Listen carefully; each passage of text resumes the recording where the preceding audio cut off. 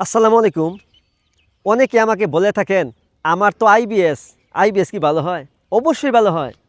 IBS ভালো হওয়া কোনো ব্যাপারই না। আইবিএস ভালো করতে গেলে আপনাকে পেটের ময়লা আবর্জনা পরিষ্কার করতে হবে। কিভাবে করবেন? কফি এনামা করে পেটের ময়লা আবর্জনা পরিষ্কার করবেন।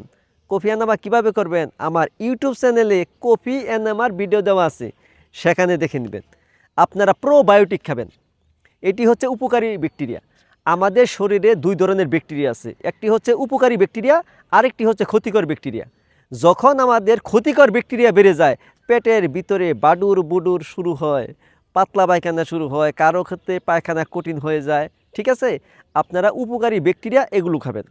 তারপর ভিটামিন ডি সাপ্লিমেন্ট গ্রহণ করবেন 7 দিন পর পর। ঠিক আছে, এখন কোথায় পাবেন? নাম কি? নাম হচ্ছে ডি ক্যাপ 40,000 আয়ু।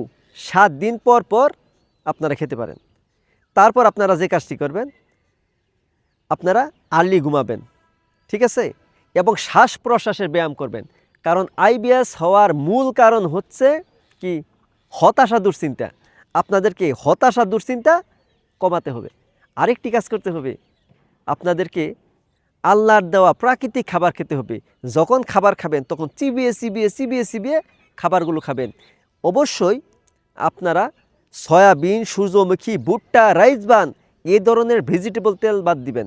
আপনারা বিস্কুট, চানাচুর, রুটি, কেক, সিঙ্গারা, সমোসা, ফুচকা, চটপটি, বেলপুরি, ঝালমুড়ি, মিষ্টি এগুলো বাদ দিবেন।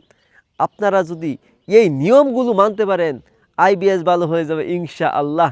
আর এই ভিডিওটি আপনারা যদি উপকার মনে করেন, তাহলে শেয়ার করে সবাইকে দেখার সুযোগ করে দিবেন।